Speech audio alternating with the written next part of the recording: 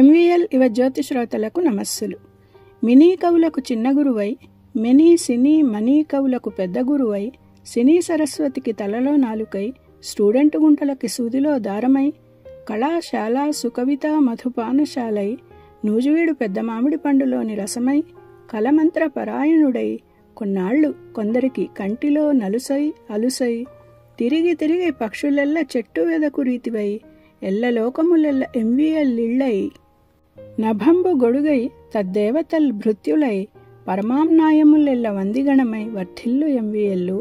So many happy returns of the day. Puranam Subrahmanya Sharma. 84 పుట్టినరోజు September 21న కవన కథనం కవితా సంపుటి ఆవిష్కరణ సందర్భంగా పురాణం వారు రాసిన శుభాకాంక్షలివి.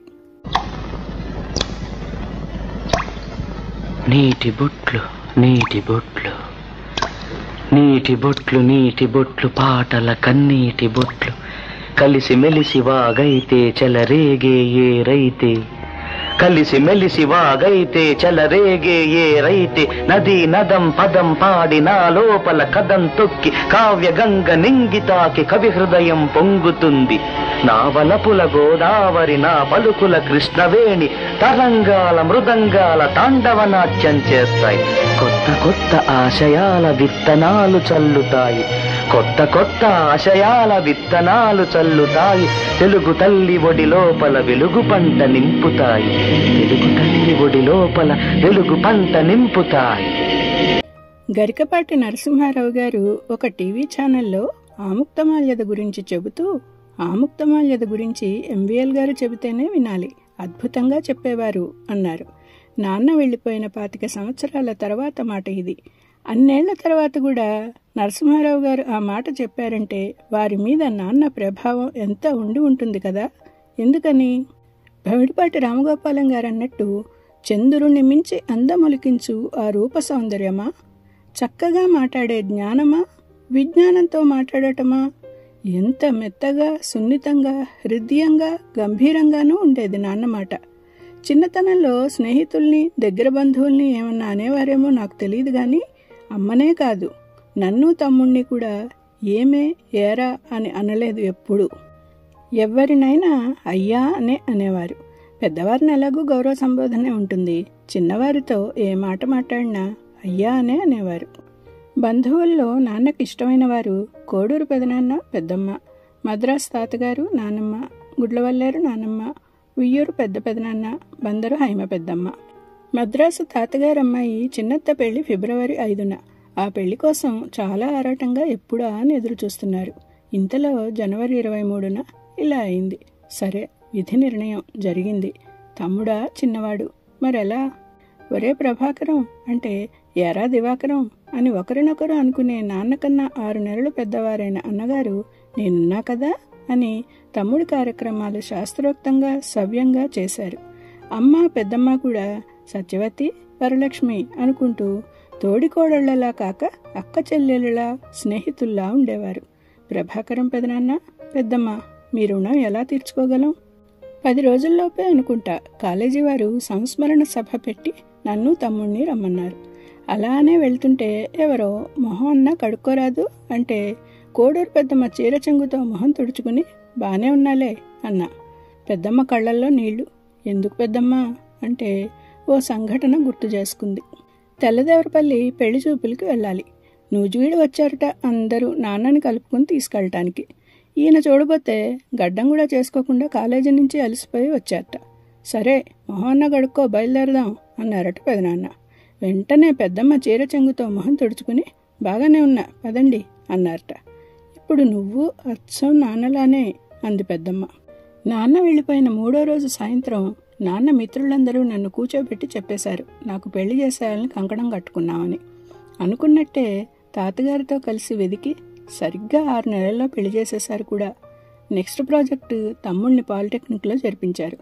తాతగారేమో అమ్మని నానమ్మని తెల్లదవరపల్లి తీసుకెళ్లారు. అలా జనవరిలో సుడిగుండంలో చిక్కుకున్న జీవననావ మళ్లీ జనవరి వచ్చేసరికి తలా ఒక రేవు చేర్చింది. నేను బంగారు పంజరంలోకి, అదే మంచి కుటుంబంలోకి పంపబడ్డాను. ఇల్లే లోకంలా మెసిలే తమ్ముడు విశాల ప్రపంచంలోకి విసిరివేయబడ్డాడు. తనకి కొంచెం కోపంలాంటి బాధ ఉండేది. ఏం జరిగింది, ఎందుకు ఇలా జరిగింది, తర్వాత ఏమిటి, ఎలా, ఇలాంటి ఆలోచనలతో సతమతమయ్యేవాడు. సినిమాల్లో అర్జెంటుగా చదివేసి అంతకన్నా అర్జెంటుగా ఉద్యోగం సంపాదించేసి అమ్మని మంచిగా చూసుకోవాలనేవాడు.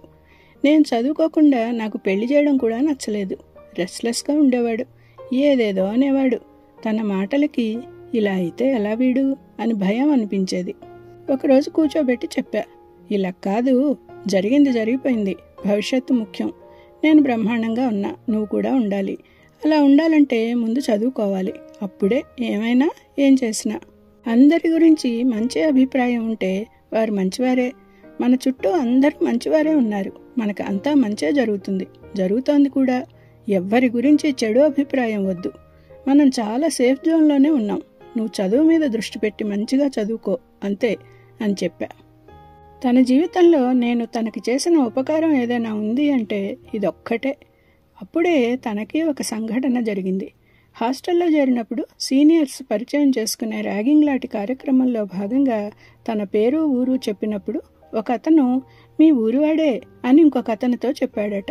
అతను వచ్చి నూజివీడులో ఎక్కడా ఏమిటి అని అడిగితే ఎంవీఎల్ గారి అబ్బాయిని అన్నాడట తమ్ముడు. అతను వెంటనే మా గురుగారి అబ్బాయి రోయ్, ఎవరు ఏమనకండి అని ఒక సీనియర్ రూమ్లో చేర్చాడట తనని. నాన్న నిజంగా గొప్పవారేనేమో అనిపించిందక్క అప్పుడు అన్నాడు తను. అప్పటి నుంచి నాన్న గురించి తెలుసుకుంటూ కాలేజీ కల్చరల్ ఈవెంట్స్లో కూడా పాల్గొంటూ కష్టపడి చదువుకున్నాడు. సహజంగా ఉన్న సాహిత్య జ్ఞానం, ఆ తృష్ణ ఇంకా మెరుగుపెట్టుకుని నాన్నకి సాహితీ వారసుడు కూడా అయ్యాడు. కవితలు, పాటలు రాశాడు. బాపుగారి శైలిలో ముత్యాల్లాంటి అక్షరాల స్వదస్తూరితో కవితలు రాసి విషస్ పంపడం ఇష్టం తనకి. అలా నాకు పంపిన గ్రీటింగ్ ఇది. ఆలోచన సులోచనాల రంగు బట్టి ప్రపంచం రంగు మారుతుంటుందని తెలియజెప్పిన తొలి గురువుకి అట. నేను చెప్పిందేముంది? వెలుగు చీకటుల కలబోసిన ఈ కాలము చేతిలో కీలు బొమ్మలము, భావనలోనే జీవనమున్నది, మమతే జగతిని నడుపునది, కలగా కమ్మని కలగా మన జీవితాలు మనవలగా. భావనలోనే జీవనమున్నది అని పెద్దాయన ఎప్పుడో చెప్పారుగా, అంతే కదా. దానికి తను ఎంత మంచి మాట రాశాడో కదా. బంగారు తండ్రి. నేను ఒడ్డున ఉండి ఎన్ని కబుర్లైనా చెప్పచ్చు. కష్టపడి జీవన భవసాగరం ఈదింది తను. అయినా నాది బండరాతి గుండె కాబట్టి నాన్న అమ్మ కూడా ఆఖరి నిమిషాన్ని ఈ చేతుల్లోనే అయినా తట్టుకోగలిగా. తమ్ముడు అలా కాదు, నాన్నలానే చాలా సున్నితం. ఆ ప్రభావం తనకి చివరి వరకు పోలేదు. పిచ్చినాయన. ఆత్రేయ గారు చెప్పిన నాన్నంటే ఏమిటని నాకన్నా బాగా తెలుసుకుని నాన్న సాహిత్యం, ప్రసంగాలు సేకరించి భద్రపరిచాడు. పాటలు రాసి తన స్నేహితుడు శ్రీకాంత్ సంగీతం అందించి పాడగా ఆల్బం చేశారు. ఇద్దరూ కలిసి ఇంకా చాలా చేయాలనుకున్నారు. సీతారామస్వామి అనే రామదాసు కీర్తన వరసలో తనకి చాలా ఇష్టమైన రచయిత సీతారామశాస్త్రి గారి మీద సీతారామశాస్త్రి గీతవచన మేస్త్రి అని రాసి 1999లో శాస్త్రి గారి పుట్టినరోజున వారింటికి వెళ్లి పాడి వినిపించి శాస్త్రి గారి మెప్పు పొందాడు. కిరణ్ ప్రభ గారి కౌముదికి ఒక కవిత పంపినప్పుడు నాన్న వెళ్ళిపోయినప్పుడు మాకు చాలా అండగా ఉన్న శంకర్రావు అంకుల్, జయశ్రీ ఆంటీ వాళ్ళ అమ్మాయి బిందు కిరణ్ గారికి మెయిల్ చేసిందట. ఇది రాసింది ఎంవీఎల్ గారి అబ్బాయి అని. నార్వేలో ఉండేవాడు తమ్ముడు. కిరణ్ ప్రభ గారు తమ్ముడికి ఫోన్ చేసి కవిత బాగుంది, నాన్న గురించి రాయొచ్చు కదా అన్నారట. 25 ఏళ్ల తర్వాత కూడా నీ వెనకే వెన్నంటే ఉన్నా చూసావా అని నాన్న భుజం చరిచి చెప్పినట్టు అనిపించిందక్క అప్పుడు అని చెప్పాడు తమ్ముడు. నిజమే కదా మరి. 2011 నవంబర్, డిసెంబర్ 2 సంచికల్లో నాకు తెలియని నానారు అని తమ్ముడు రాసిన వ్యాసాలు కౌముదిలో ప్రచురించి ప్రోత్సహించిన కిరణ్ ప్రభ గారికి కృతజ్ఞతలు.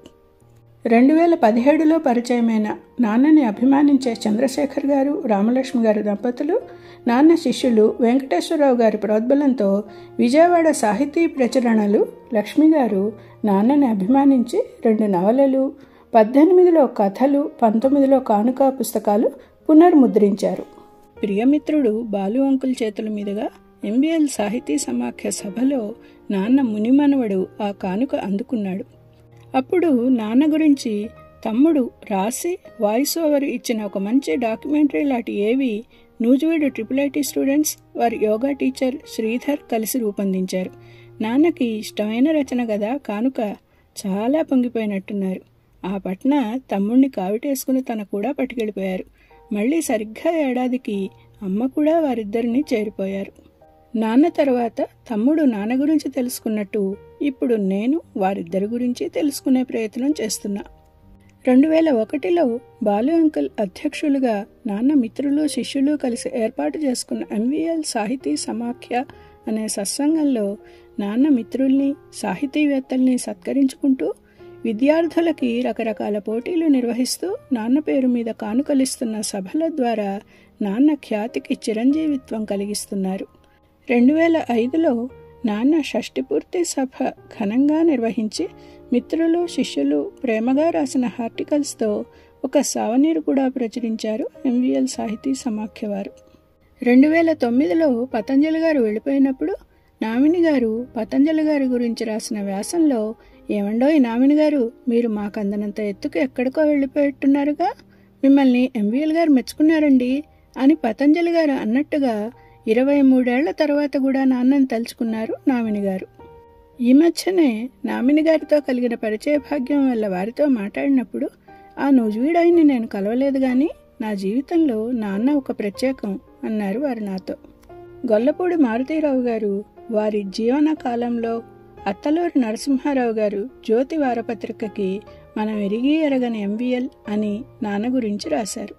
ABN channel open heart with RK ఇంటర్వ్యూలో అసలు మీరు ఇండస్ట్రీకి ఎలా వచ్చారు అన్న ప్రశ్నకి రాళ్లపల్లి గారి సమాధానం, Nuzvid college lecturer MVL Narasimha Rao గారు, వారు మీకు తెలుసు, వారు నన్ను బాపు రమణ గారులకి పరిచయం చేయడం వల్ల తూర్పు వెళ్లే రైలు సినిమాలో వేసిన వేషంతో ఉద్యోగం కూడా వదిలేసి వెనక్కి తిరిగి చూడకుండా సినిమాల్లో స్థిరపడ్డాను అని చెప్పారు.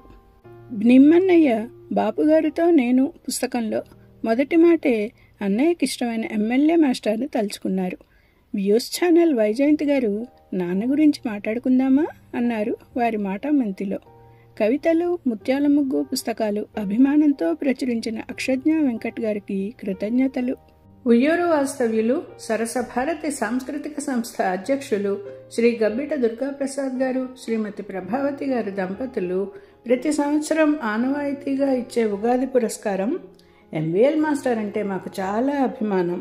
అక్షర లక్షల విలువగల పుస్తకం కానుక రమణ గారికి నిజంగా అక్షరార్చన, అక్షరాభిషేకమే. సాహిత్య అకాడమీల దృష్టి ఇలాంటి వాటిపై ఎందుకు పడదో ఆశ్చర్యం వేస్తుంది. మనం గర్వించాల్సిన పుస్తకం పసిడి కానుక నిజంగా సాహితీ కానుకే. సర్వజ్ఞుడు అయిన అలాంటి తండ్రి కన్నబిడ్డవు అంటూ ఈసారి విశ్వావసు ఉగాదికి నాన్నని సత్కరించుకున్నారు. బాపు రమణ గారులని అభిమానించే రామ్మోహన్ అన్నతను స్నేహం సినిమా చూసి మాటలు రాసింది MVL గారు అని తెలిసి చాలా ఇష్టం ఏర్పడింది ఆయనంటే అన్నారు. గ్రామీణ వాతావరణం నుంచి వచ్చిన రామ్మోహన్ ఇంత చిన్న వయసులో అతను చదివినా చెబుతున్న సాహిత్యం గురించి విన్నప్పుడు నేను ఎంత తెలుసుకోవాలో అనే విషయం తెలుసుకున్నా. నాన్న గురించి అప్పుడు జ్యోతి మాసపత్రికలో సంపాదకులు రాసిన ఎలిజీ. అతనొక నడిచే గ్రంథాలయం, అతను మనిషి రూపంలో ఉన్న ఎన్సైక్లోపీడియా. ఒకరోజు నూజివీడులో, ఒకరోజు విజయవాడలో, ఒకరోజు విశాఖ బీచ్లో, మరో రోజు మద్రాసు మహానగరంలో, మరింకో రోజు హైదరాబాద్ నడిబొడ్డులో. అతను ఎక్కడికి వెళ్ళినా స్నేహితులు, సన్నిహితులు. ఎవరండి అతను? ఏ తల్లి కన్నబిడ్డడు, ఏ గురువుకి ప్రియ శిష్యుడు, ఏ చిరునవ్వుకి చిన్నారి తమ్ముడు, ఏ ఆనందానికి అన్నగారు. అయినా ఎంతమంది అభిమానులు. అయిపోయింది, అంతా అయిపోయింది. 40 ఏళ్లకే 100 వసంతాలు నిండిపోయాయి. Prince charming darling of the millions వెళ్ళిపోయాడు.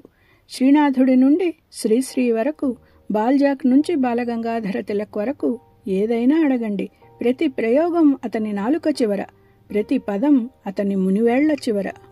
అతని సర్కిల్ ఎంత పెద్దది! ఒకరా ఇద్దరా, ఎందరెందరో.